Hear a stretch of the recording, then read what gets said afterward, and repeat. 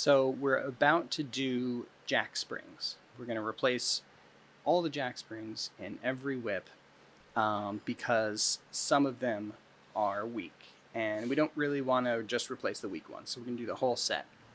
What I need to do in order to do that is first take the damper assemblies off. Take off the two brackets between the harps, take the harps off, and then take the whole action out.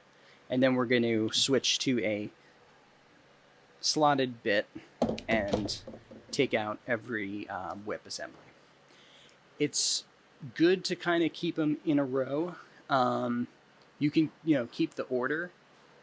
The only reason why I do that is because the damper let-off screws are sometimes they'll be really different for the treble ends than they are for the bass end. So it just saves you a little time later, but it's really not a big deal if you completely mix them up because they're all the exact same part and you can just adjust those screws later after you install them. It's not half the time I don't keep the order.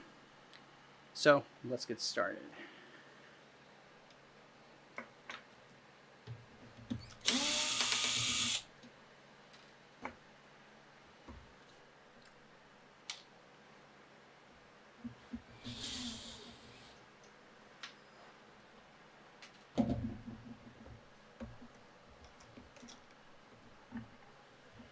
You have to pull all of the damper regulating screws out of the dampered forks.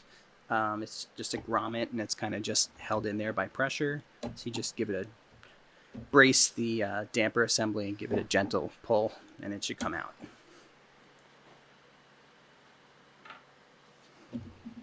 By this point, I keep all the screws just in a pile because I remember where they go. There's not too many, but if you think you'll have trouble remembering where they all go, you can label them or put them in a bag and write a label on it.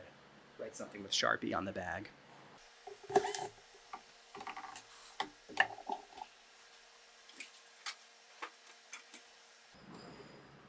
So there is one screw and a nut holding the two damper brackets together. And then the sustain pull arm is held in with a flat head screw or slotted screw. So that one needs to be, after you release the damper screws, these back here, you can access that sustain pull arm screw. And then the other side of damper screws. So I've got the two screws out, this screw, sustain pull arm screw out, and then I'm going to just kind of pull them apart. One side will keep the pin in it, and the other side will have the other end that pin goes through and into. So you could just set these aside. It's a good time to flip them over and check them out. Not too much oxidation on these. They were working pretty well, so they look pretty good. Take these brackets off.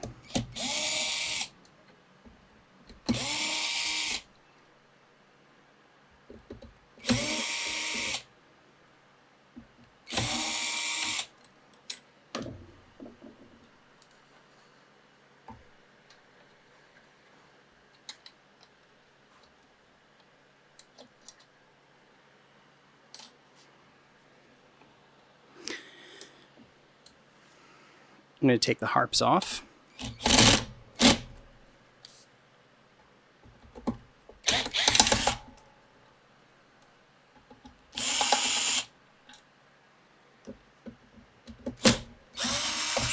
If the screws are really tough like that, you could put a little drop of like Protec in there, or the any kind of, well, a nice clean lubricant. It's not a bad idea. But these are okay.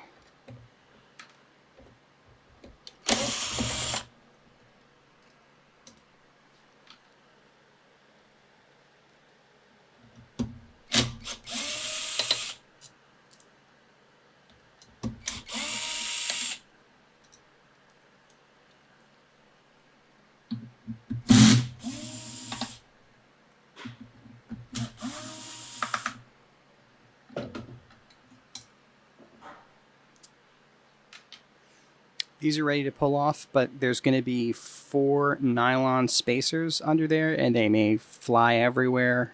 Well, not fly everywhere, but they're going to come with it.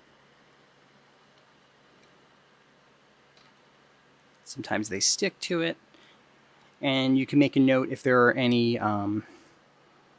paper shims under any of these. We can explain why that's important later. You could always redo it, but if you note what they have, you just put back what they had originally.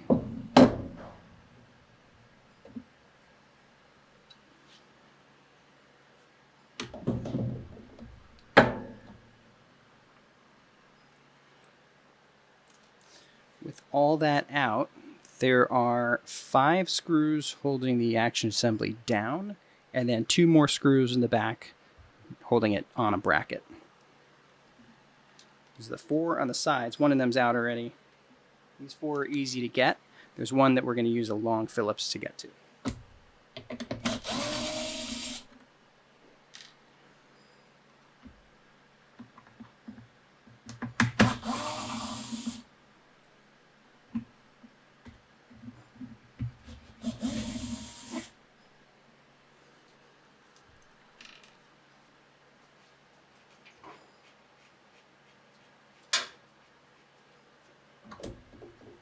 Something like this.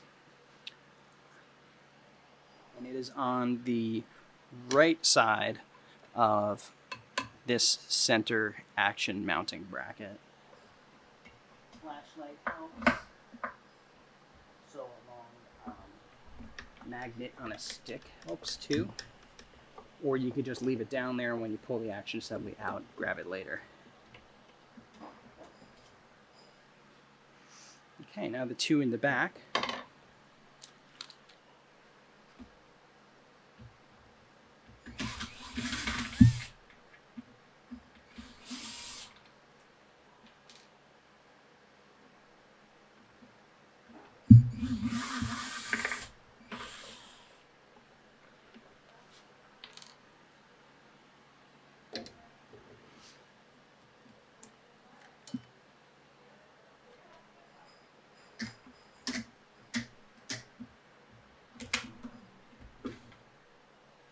And out it is.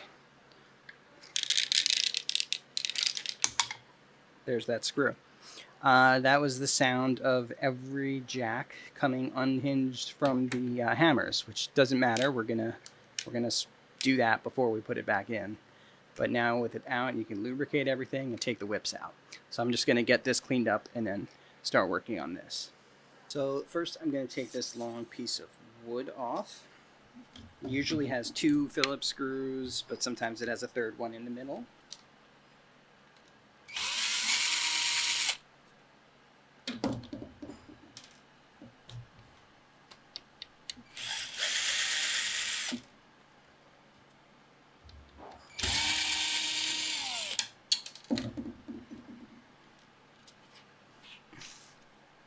And now we can access the whips.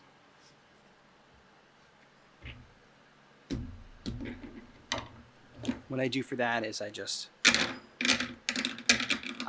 unscrew all the screws first, and then I take the whips out. You can do it however you want.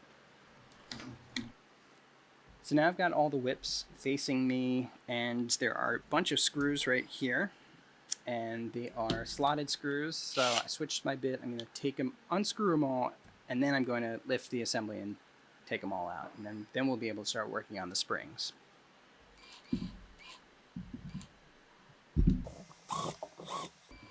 So I actually recently did this for my keyboard. Did it for my Wurlitzer, which was working great for a while, and then I started noticing that the let off on some notes was low, and meaning like they were like the volume was low, and I no longer had soft hits. Like I couldn't press the keys softly and get a note to play. If I pressed softly, you'd hear nothing. Which was a new thing because I never really had that problem. And so I opened it up and I regulated with the capstan wrench, and it wasn't doing it. So I raised the capstan so that the let off would be higher and closer to the reed, and the jack was just giving out before it even hit the capstan. So that's the sign that your jack springs are bad. So I did this for my keyboard finally, and I had to wait because we were restoring a handful of keyboards, and I just didn't have time to bring my keyboard here and do it.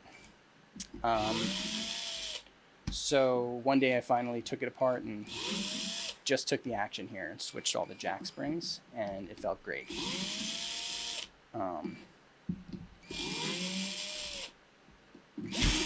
Jack springs are not a very expensive part, but it's just the time involved in the disassembly and reassembly that makes it a little more of a project.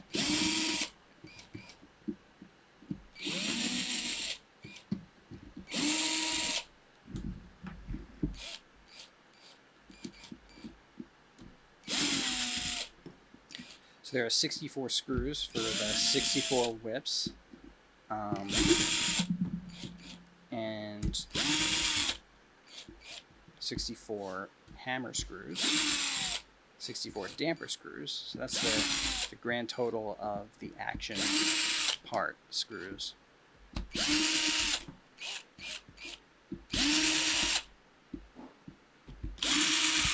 Two capstans per note. The lower one is helps with lost motion, and that touches the back key cloth. And the upper one is the one that we're concerned with the jack springs. That's the one that doesn't do the same thing as the jack spring, but it works in conjunction with it. And if you raise and lower that to adjust it, you're let off.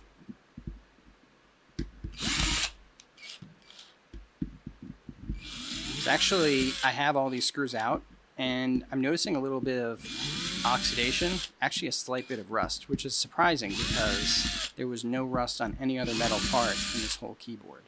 These are more of like just plain carbon steel screws, nothing done to them, no plating, nothing to inhibit rust or corrosion. So while we have them all out, we'll probably just throw them in a little jar, evaporust them, and that'll just be doing its thing while we do our springs. And then when we're done, I'll dry them off and maybe give them just the screws a little spritz with either rust inhibitor spray or whatever we have. May as well use the good stuff rather than WD-40 because they will be going in and making contact with wood. So we'll use the good stuff. And for little screws like this, soaking in evaporust is perfect because you're not going to polish something this small.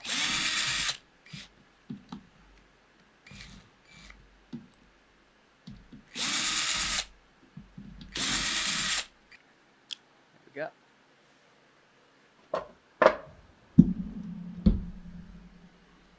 64 whips, and just looking for my jar, but I take all the screws out.